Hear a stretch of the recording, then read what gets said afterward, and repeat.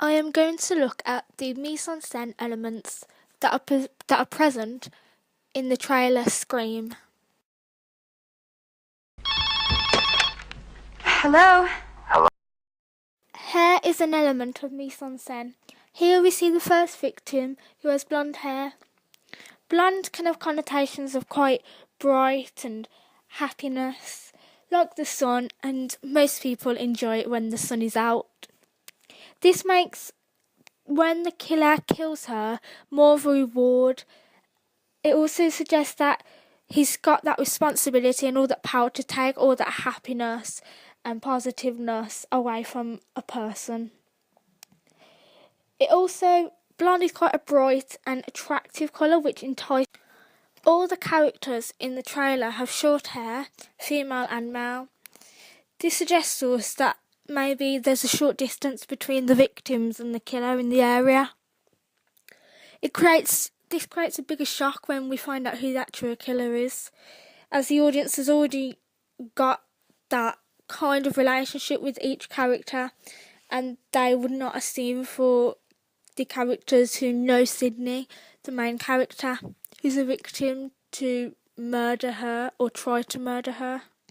This could leave the audience to be kind of betrayed by the film, but it also gives them the biggest sense of shock, which they would prefer for a horror film as one of the conventions of a horror film. Oh. Who is this? If you tell me your name, I'll tell you mine. I don't think so. What's that noise? Another element used in the Scream trailer is lighting. At the beginning of the trailer, it begins at night time and the lights are only on inside of the house. This suggests that the house is secluded, and this will lead to vulnerability, meaning that it's the house that is being targeted. This leads us to consider that perhaps something bad is going to happen to the house. As the lighting in the house is on and it is bright attractive, especially in comparison to the background, which is dark, it suggests to us that it's going to be the target, as it is enticing. Bright lights are enticing, as if it's like a signal going off. This is foreshadowing that something is going to happen.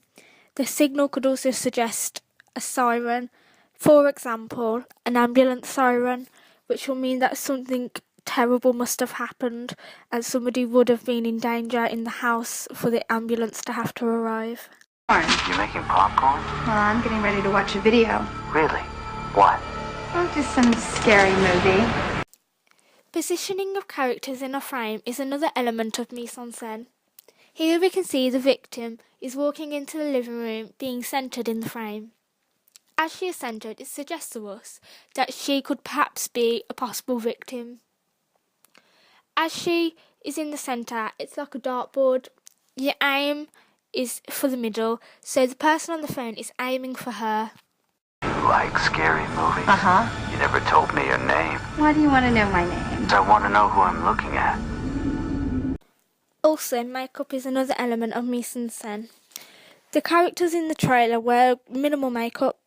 This could suggest that maybe the wealth of the town isn't that high, that perhaps they can't afford lots of makeup and they've got more important things to afford.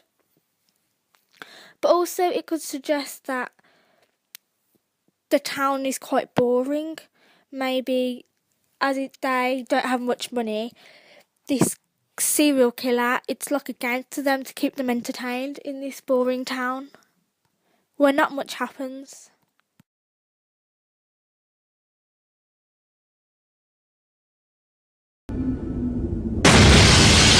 Someone is playing a deadly game.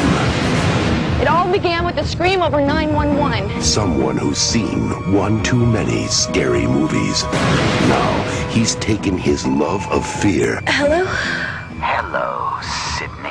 one step too far. Do you like scary movies? What's the point? They're all the same. Some stupid killer stalking some big-breasted girl who can't act, who's always running up the stairs when she should be going out the front door. It's insulting. There are certain rules. In comparison to the main characters, which are the victims.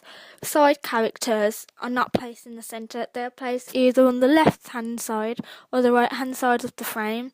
This suggests to us that they aren't important to us, that we should just overlook them. However, later on in the actual film, we find out that it could be any person who lives within the same area as Sydney or the earlier victim who is potentially the killer. So the director has tricked us, kind of, the audience, to not think so much about the killer, and this reveals more of a shock when we find out who the actual killer is. That one must abide by in order to successfully survive a scary movie. Number 1, you can never have sex. Body language used in the film Scream shows, usually when the characters are being chased, it shows them hunched over trying to protect themselves like a natural instinct. This suggests to us that something or someone is threatening them, but we don't know what or who this is. This leaves our imagination to run wild. This adds to the genre of the horror film, as it could be a monster, a supernatural force, anything that our imagination could lead to. This is shown here, where Sydney is hunched over, feeling threatened, because she doesn't know what is happening. She hears a noise, but she does not know. Ever, under any circumstances, say, "I'll be right back," because you won't be back. Get another beer, you want one? Yeah, sure.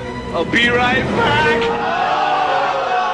He didn't make the rules. The police are always off track, but they watch prom night, they save time. He just kills by them.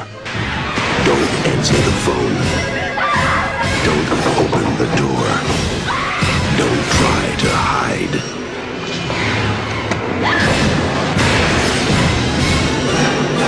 Everybody's a suspect! You're not scared, are you?